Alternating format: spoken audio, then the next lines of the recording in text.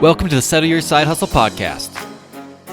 I started this podcast for one very simple reason, and that is to show you what it's like to actually start a business. Going from a side hustle business that I'm doing while working the 9 to 5 to being full-time in my business, living the life that I want, controlling my time, controlling my hours. And the number one problem that I had with every podcast I listen to on the market is that either A, they don't actually get down to the nitty-gritty. They're not transparent with you, telling you about their actual struggles. Or B, they've already made it, so there aren't struggles to share. And that's why I decided to start this podcast right here, right now, as I've just transitioned into full-time entrepreneurship, so I can actually share with you the struggles as I go through them, and you can learn from my experiences while you're growing your business alongside me.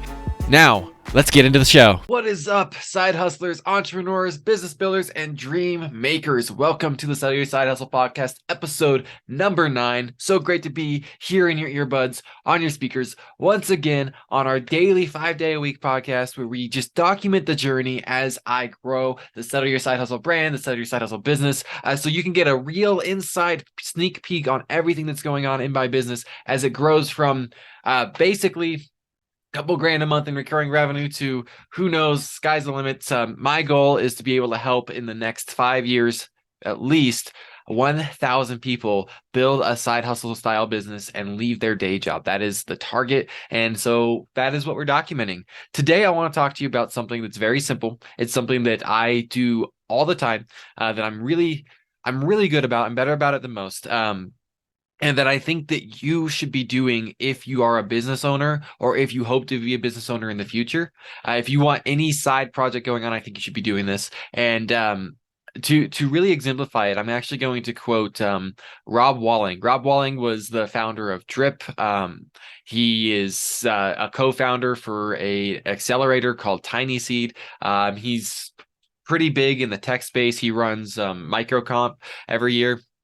And he runs the Startups for the Rest of Us podcast. And they really dig deep into startup space, bootstrap startup a lot, minimal funding. TinySeed is an accelerator, so it gives minimal funding, all for people who are starting software projects, all for people who are starting tech-based businesses. Really interesting. I'm not involved in any tech-based businesses in that regard. So for me, on a very personal level, I listen to the Startups for the Rest of Us podcast because it entertains me. I like Rob Walling. I like listening to his perspective. It's nice hearing from somebody who did the same thing, actually, that I'm doing here, where he started out his podcast when he didn't have any of these big accolades to his name. He had these smaller projects he was working on. He was a programmer, and he eventually left that and went full-time into his business and never looked back. And so I really like listening to the perspective of somebody who's been there and done it, and he's cataloged his journey along the way. He does a weekly podcast. And one of the things that Rob Walling says is when you do things in public, that is how you create opportunity. Doing things in public creates opportunity. So if you want to be successful, in my mind, success is this thing. You can break it down to a formula where you go, success is something to the effect of tenacity and luck.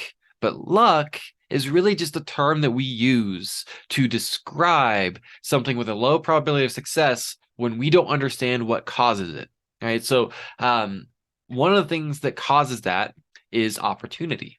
The more you get up to bat, the more likely you are to hit a home run, regardless of how good you are at batting. And so when you do more things, you create more opportunities for yourself. Eventually, you get lucky.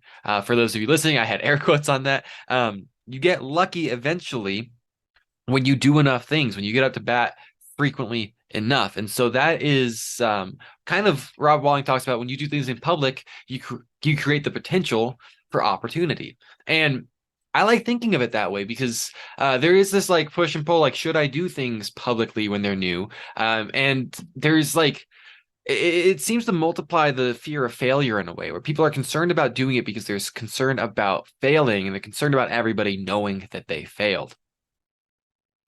I look at it a little bit differently. My belief is that transparency is going to serve you better than almost anything else as an entrepreneur.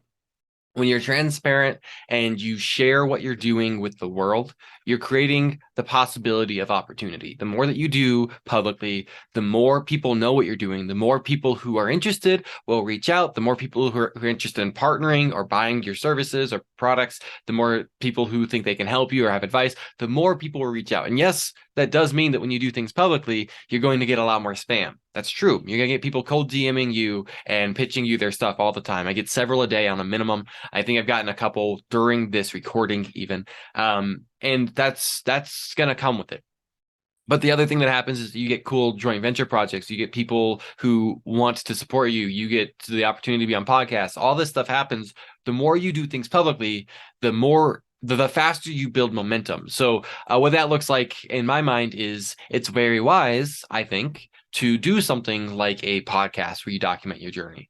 Maybe I think it's very wise to build your social media presence, and there's like degrees to this, right? You can do so. For example, me myself, I'm kind of only on one social media platform right now. I'm kind of only on Facebook right now. Then I have the YouTube and the podcast, but on Facebook, I have my personal page and then I have a group. And so I'm posting on my personal page a bare minimum of 3 times a day. And I'm posting in my group at least once a day. And I'm building my group. And so my group's at like 800, 820, somewhere in that range, members currently. And I do a live training in there once a week. And I'm posting things about my life. I'm posting just general value, just things that are helpful for my audience. And I'm posting things that have call to actions in them. I'm posting all the stuff in my Facebook group. I also have my email list that has like 670 subscribers. And so I send out emails to that. I try to send out 1 email a day. I'm not perfect about that. Sometimes I only end up sending 1 email a week, but I shoot for 1 email a day. And then I have the daily podcast that goes on the YouTube channel. I break it up into shorts, and then those shorts go on the YouTube channel. They're not on TikTok yet. I got to get on TikTok. But what I'm saying here is really, I want us to think about just what can we manage, right? So maybe there's a social media platform that you already like. Maybe you can just focus on building an audience on that channel. Maybe you can just focus on Instagram, or maybe you just focus on Twitter, or maybe you just focus on LinkedIn for now. You pick one and you go all in on it. And maybe you can't post 3 times a day, though more is always better with social media. But maybe all that you can manage right now is 1 time a day, or once every other day, or twice a week, or once a week. Anything is better than nothing. And the more you do things in public, the more opportunity occurs.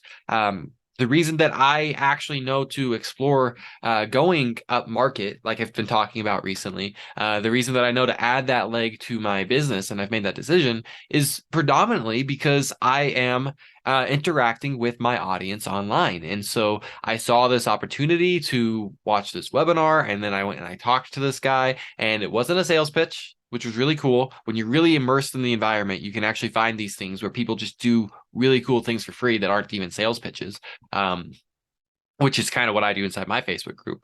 And so, you get to see these really cool things that maybe can change the trajectory of your business, that can help you grow faster, can make cool partnerships. None of that happens if you're not doing things in public. And all that is secondary to the fact that this is also a primary marketing strategy. It's very wise to be doing this for marketing purposes, and you should be marketing as soon as you get the idea, because you can build an audience and you can build a pre-order list before you're ready to sell. And you should always be marketing as soon as you get an idea. That way, when you go to market, you already have customers. All right, guys, that's what I wanted to talk to you about today.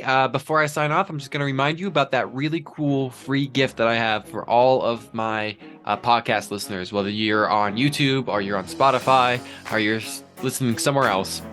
There is a link in the description for you to get a list of 50 proven side hustles that you can start with just a laptop, the 11 essential tools that you need to get them running, and access to my free Facebook group where I give live trainings every single week on exactly how to build these businesses. If you want all that so that you can go from wherever you're at, whether you don't have an idea what you want to do yet, then you'll take that 50 proven side hustle list. Or maybe you know what you want to do, but you don't know how to do it, then you'll take that checklist to get running. Or maybe you're already doing it, but you don't know where your next customer is coming from, then you watch the free trainings inside the Facebook group.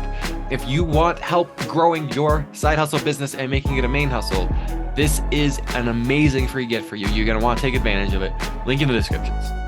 Talk to you guys tomorrow.